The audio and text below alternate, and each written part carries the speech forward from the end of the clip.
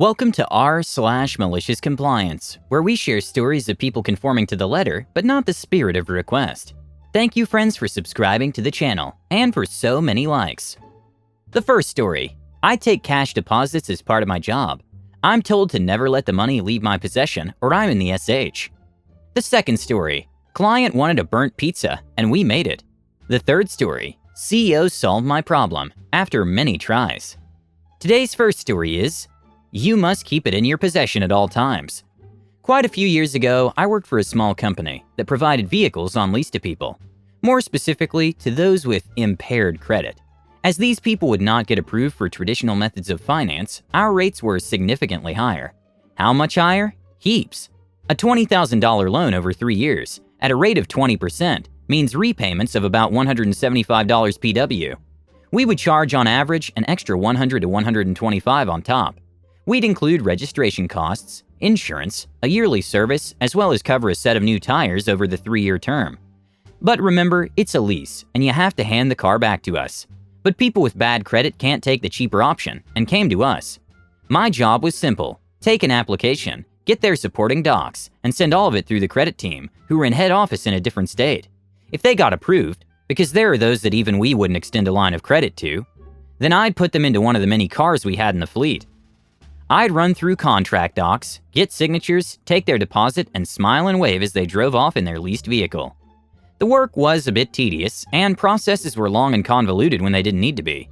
Some customers felt entitled to getting a vehicle just because we helped those with bad credit, and were very angry and belligerent when we declined them. Everything started off well, and the commission for getting customers into cars was very healthy. I enjoyed the job, as there were genuine people that had come into some difficulty, but were great customers and just needed to be given a chance despite what their credit file said.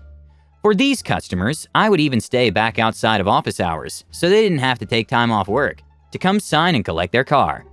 Once I became comfortable, I started to streamline the application process in an attempt to make life easier for everyone. I had gained enough experience that I could tell by looking at an applicant's docs if the credit team would approve them or not.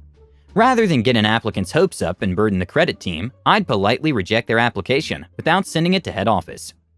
Head office didn't like this because they felt I had become a law unto myself. I was chewed out as I was not authorized to approve or decline applications and firmly ordered to follow the process. Soon enough, the credit team became SH as they became inundated with applications and were backlogged. Management then chewed me out again for sending rubbish to the credit team and wasting their time. When I asked what they wanted me to do moving forward, I was told, figure it out or find a new job.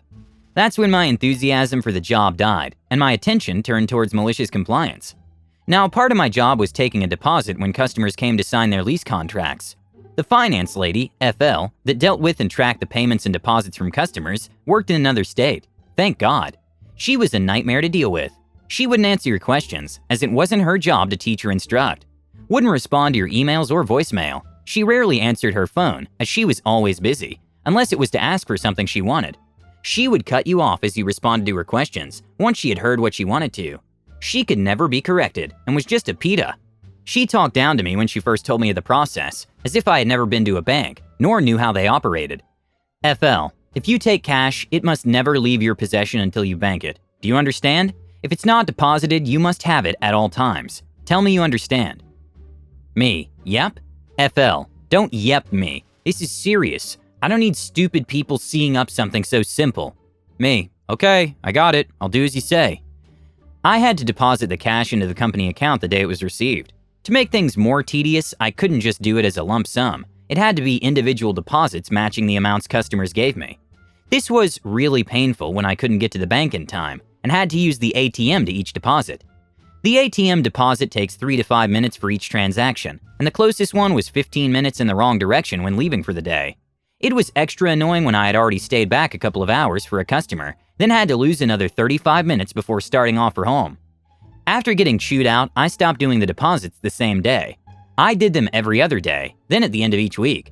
I'd take an extra long lunch to stop by the bank and make the deposit over the counter. The teller would eye roll when they saw me because of how tedious it was for them as well. Nothing happened for 2 months, and I never heard anything from head office about it.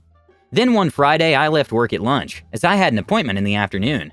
I stopped by the bank on the way. The line was huge, and I was in a crunch to make my appointment. I get to the teller, and he punches in the account number and tells me it's been closed. I get him to check the account number again, and he confirms what he first said. I'm running late as it is, so I figure I'll bring it up with head office on Monday. As I pull up to the office on Monday, there's a lovely, huge realtor sign on the building, saying it's on the market. I asked my other colleagues when that went up, and they said it was done late Friday. Calls and emails to head office go unanswered. More cars go out that week and more deposits are taken. Management finally reach out at the end of the week and say that the company's looking for a new location for our office, and it's business as usual. I try to bring up the issue with deposits and get shut down instantly, and referred to FL, as that's her area. I send her 2 emails a day about it, and even CC management, and even print them out as a fallback, as I've been bitten before. I also notice that my salary comes from a different bank now. After 2 months, an email comes across from management that they are closing all offices at the end of the week. Attached to the email is details of my severance. It clearly states that all new and existing customers need to be directed to contact head office. Any contracts and cars that are to go out this week will still go out, and I am specifically not to tell them that the office will be closing. Friday rolls around, and some hired security comes to watch us clean out our desks. As I finish packing my stuff into a box, a customer comes in to collect their car and sign the lease documents. I take their deposit and put it into the now full cash box that's held all the other deposits for the last couple months. I call FL to ask about the money and what I'm supposed to do with it. To my shock, she answers her phone. Me, hey, about the deposits taken today. FL, oh my god, don't tell me you've lost them. Me, what? No, they're here with me, but... FL, then what's the problem? Are you stupid? Do as I said and don't let them out of your possession or I'll have your A. Now, I'm busy. Ask someone else your dumb questions and don't bother me. Click. I pull the receiver away from my face and stare at it in disbelief. How could she be such an A on my last day? That B? I hang up the phone and look at the cash box. Then I smile and I put it in with the rest of my belongings and walk out, ushered by security. I never heard from them again. The second story is, and this is why I love my boss. This just happened last night. I work at a small mom-and-pop pizza place in a small town. We're the only not gas station pizza place in town. Friday nights get busy. Small town, so except Fridays, we don't really make much from tips. A really good night, you'll go home with $50, and that might only be once a month. It's probably not even once a month. Someone brings home $50.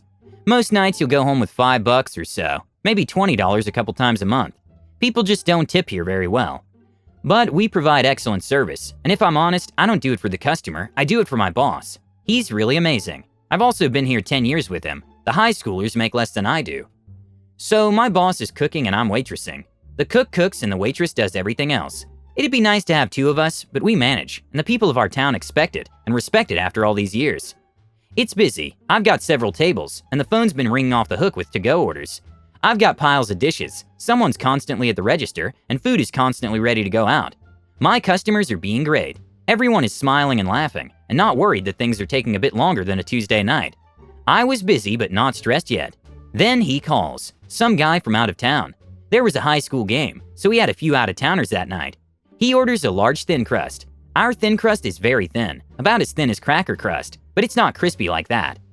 Pizza with pepperoni, easy peasy. He wants it well done, can do. He wants us to put it in the oven for an extra 5 minutes. I say okay, with zero intention of doing that. We have a brick oven. Our things go in the oven for 3 to 4 minutes, 4.5 are well done. That's total. This guy wants 5 extra minutes on top of that. He wants a 16-inch charcoal hockey puck. I assume he thinks he knows what he's talking about, and just put on the ticket well done. We do our thing. His pizza looks beautiful.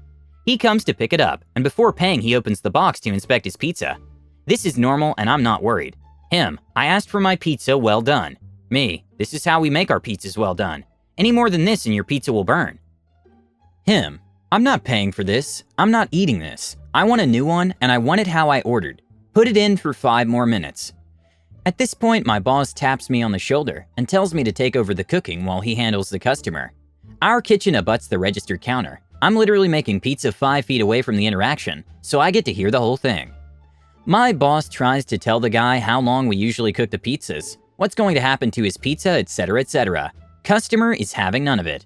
He wants this pizza cooked the normal time plus an additional 5 minutes. After a few minutes, I can tell my boss has had enough of this guy. Boss, sure you don't just want this pizza? Meaning the one we had already made. Guy says no, so my boss brings it to one of our regulars and lets him have it.